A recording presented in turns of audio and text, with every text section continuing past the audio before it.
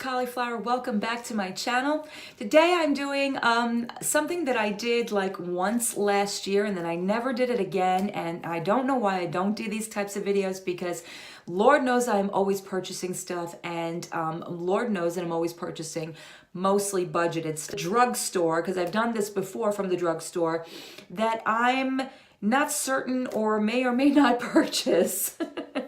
So we're just going to call this what I'm not going to purchase, or maybe I'm possibly thinking about purchasing. That's a long title. But anyway, so I have the Ulta website in front of me on this wonderful little iPad in front of me. And I'm just going to go through some of the products that has recently been released, or some things that may or may not look good to me. And then I'm going to pop the pictures for you guys so you guys can see what I'm talking about, because I'm going to be looking down most of this video. Let's get started. All right, so when I first started this little run through, I noticed that Essence has got a bunch of new things, and I'm going to tell you right now that as much as I love Essence, and I really do, there is just a bunch of things that do not ever really get me, and most of them has to do with their palettes. I don't think that I've ever really purchased a palette. There's one here that I see that I know I would never pick up from them, and it is this glitter palettes. It looks like it's about 5 or 6 different colors of nothing but glitter. If this was for a child or a kid or a teenager that's just starting out, I can absolutely understand it. They're fun looking colors, you know, it's glitter and all that stuff, but I have a bad feeling because of the fact that Essence is really not big on their eyeshadow game. They're great for other things. They really are. Primers, they're wonderful. They're single eyeshadows they're great for. But these little like palettes, I have never had any real luck with them. So I'm not really thinking that I would ever pick up something of that nature. But hey, you never know. But in this case, it looks too much like a child's makeup, and so okay, so let's just talk about it because it is out there. It is there's so many dedicated videos to this product. In fact, there's so many dedicated videos to this company that I might as well just, you know, throw it out there and see if I really want to do this. And it is the Wet n Wild, the Photo Focus Stick Foundation, which everybody keeps talking about, and I don't know. I am on the fence about this one. I liked the regular Wet n Wild Photo Focus foundation. I thought it was pretty good.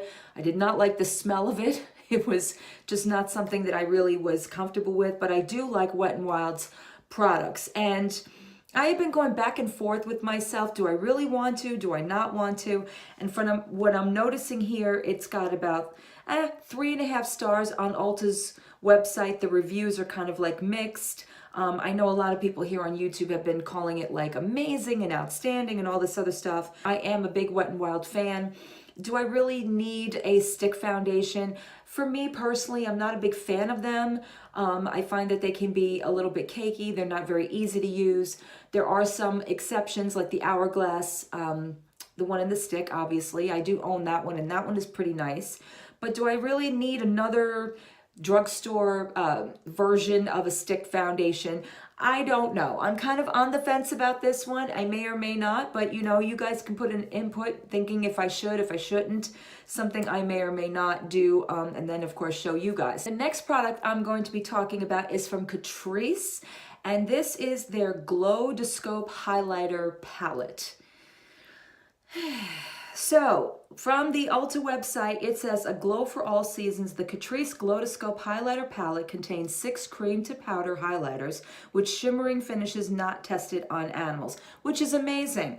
To look at this thing, it again kind of reminds me of color correcting, or just, you know, these cream to powder things that I don't know how really they're going to stand up. I really kind of think at this point with highlighters, they have to be single pan, and they have to or be in sticks. They should not be in these little palettes straight across with different colors. So as you can see from the picture, there's a pink, there's a light blue, there's a champagne, there's a pearlescent white, and then there's a lime green. Like, why? Why do we feel the need to keep doing this? If it's not really using it for color correcting, then why do we need these types of cream highlights?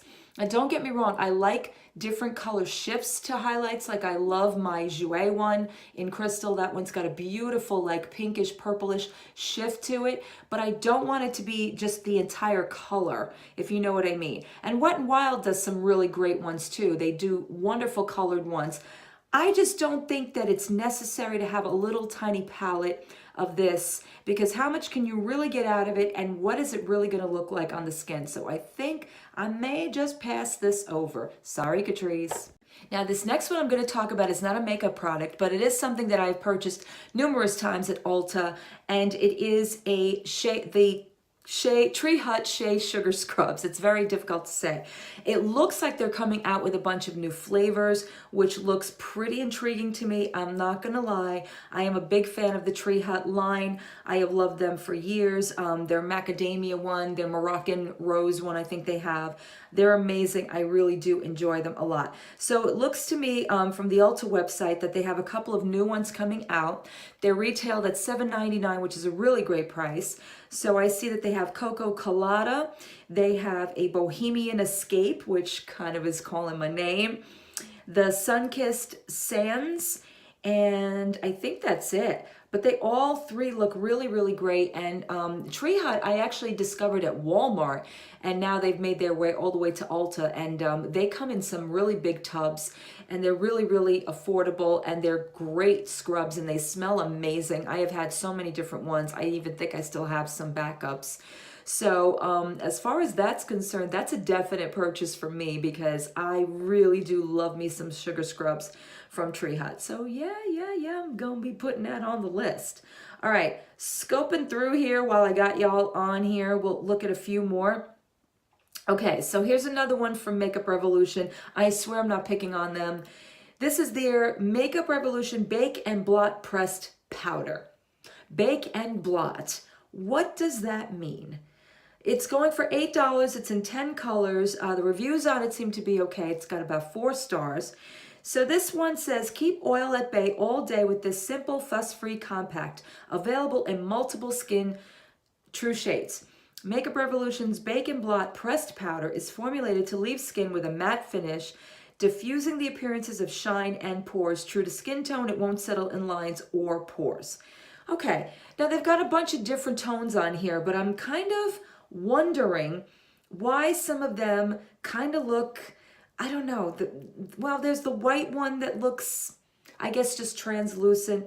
Then they've got other ones. This one says lace for medium to medium skin tones.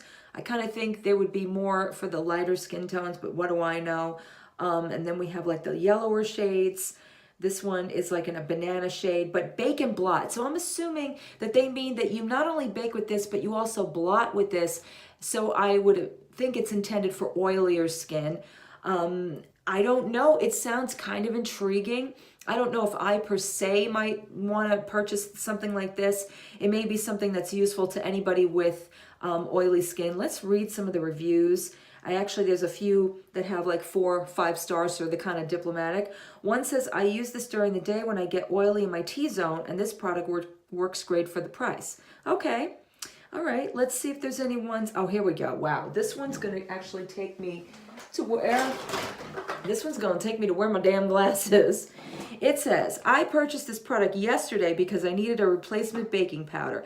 I normally use Kat Von D's translucent powder with no issues, but I was looking to save some money and decided to check this out. They didn't have the banana color in these loose powder forms, so I opted for this. The color payoff at first application was awesome. I fell in love with the product right after application, but as the day progressed, I felt my skin super oily on the T-zone areas since I use this for highlighting and contouring. I went to the restroom under super bright fluorescent lights and I was appalled. I couldn't believe how much had caked onto my skin within hours of wear, and I worked 12-hour shifts. This product had also shifted because of my oily T-zone and it looks super blotchy. So see, that's another claim, is if it's going to keep in your oils, but if it's at some point during the day breaking up on you, then what are you really blotting out?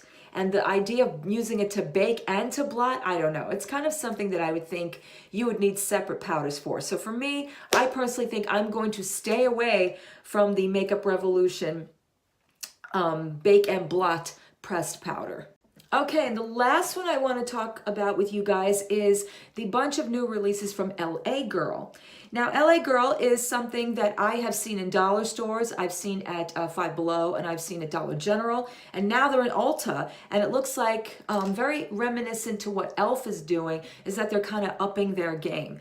So I've been watching a couple of videos on this particular LA Girl release. They are coming out with a bunch of different palettes that I did see at Ulta, walked by, looked at them, and was like, do I really need those? So I'm kind of on the fence. So what they have are the Get Feverish eyeshadow palette, the Wanderlust eyeshadow palette, the Island Hottie blush palette, and the Blushed Babe blush palette, and they also have the Nudist eyeshadow, Sunlight Sensation, and the Sun or Surreal Dream eyeshadow palettes. Now let me just go into this right away.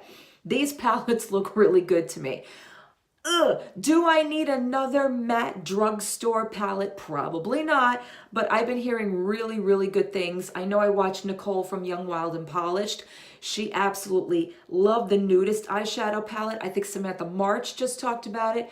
I'm waiting to see what Tati says about it, and of course Jessica Braun, because these are people I listen to. And I'm on the fence, but I'm probably thinking once this video goes to air that I'm probably going to end up purchasing, if not one or two of these palettes, because they look very intriguing to me, especially the Wanderlust eyeshadow palette, which if you see the picture has a bunch of like these cooler tone, like aqua looking blues, and they look really pretty to me. And if the formula is what I think they're going to be from what I've been hearing, it's going to be amazing. Some of the actual reviews are giving it all stars, all 5 stars. I'm not going to read them because I really want to go based upon my own opinion, but so far I think I may be going in and getting me some new LA Girl.